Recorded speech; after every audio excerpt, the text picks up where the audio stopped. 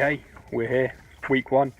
So what we're going to do, we're going to try and get her started. We think it's just a flat battery, but while the battery's on charge, I'm not going to put a new one in just yet because we'll do that when we relocate it inside the car.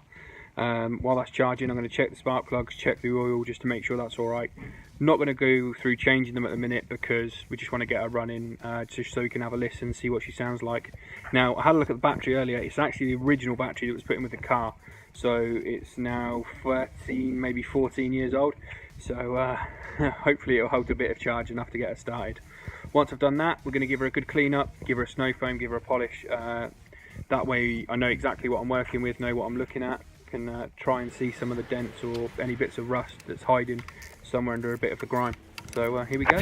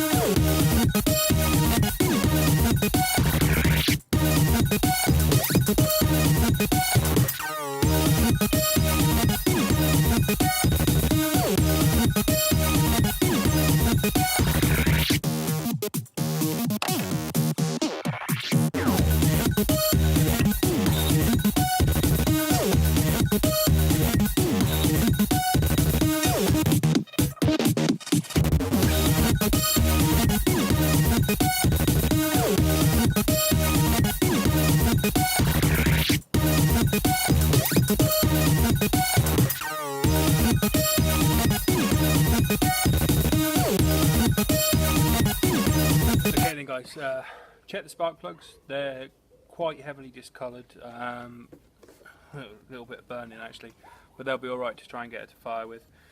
Oil looks like it's got quite a clean colour, so I think it agrees with the paperwork where it said it was changed 3,000 miles ago. But I wouldn't think that the spark plugs were. The only thing with when I've found taking this apart is one of the little holders here for the bolts is actually snapped off. So we'll probably end up getting a new cover here to replace that. But we're just going to leave it on charge for another 10 minutes or so, and I'll see you in a bit. Okay guys, well as you can see the sun has set out here. It's been on charge now for about 2 hours. I had to pop out, so what we're going to do is we're going to give her a turn over, see if she'll go.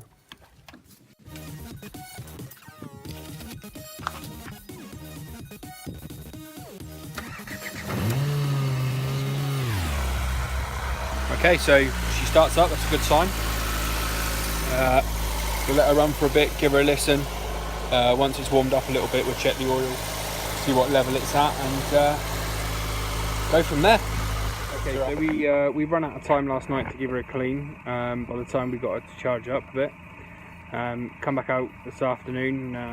It's about 4 o'clock now, and the battery was flat again. So put her on the charger.